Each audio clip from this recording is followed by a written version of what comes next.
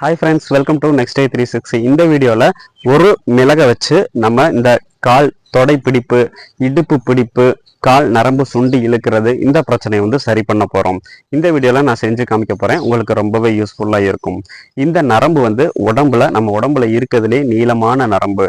இதை சயாட்டிக்கா அப்படின்னு சொல்லுவோம். தொடை நரம்பு வாதம் அப்படின்னு தமிழில் சொல்லுவோம். இந்த முதுகு எலும்புல இருந்து அந்த நரம்பு நம்ம பின்புறம் வழியா கால்களை நோக்கி கீழே பாதம் வரைக்கும் செல்லக்கூடியது. இந்த நரம்பு வீக் ஆகுறதுனால ஏற்படக்கூடிய பிரச்சனை தான் இது. இதுக்கு அக்குப்ரெஷர் மெத்தட்ல நம்ம ஒரு சொல்யூஷன் சொல்ல போறோம். இப்போ இந்த மிளகை நான் காமிக்கிற மாதிரி காலில் சுண்டு விரலுக்கு பக்கத்து விரல்ல நெகக்கண்ணோட எண்டில், சுண்டு விரல் நோக்கி இருக்க நெகக்கண்ணோட எண்டில் இப்போ நான் மார்க் பண்ணுறேன் இல்லையா, இந்த இடத்துல இந்த மிளகை வைக்க போகிறோம். ஸோ இப்போ நான் காமிக்கிற இந்த டேப்பு மெடிக்கலில் விற்கும், வாங்கிக்கோங்க. இந்த டேப்பில் இந்த மிளகை வச்சு ஒட்டிட்டு அந்த பாயிண்டில் கரெக்டாக வச்சு நீங்கள் சுற்றி கட்டிடணும். இப்படி கட்டுனா என்ன நடக்கும்னா, இப்போ ஹார்ட் பீட் துடிக்கிறத நம்ம ஃபீல் பண்ண முடியுது இல்லையா.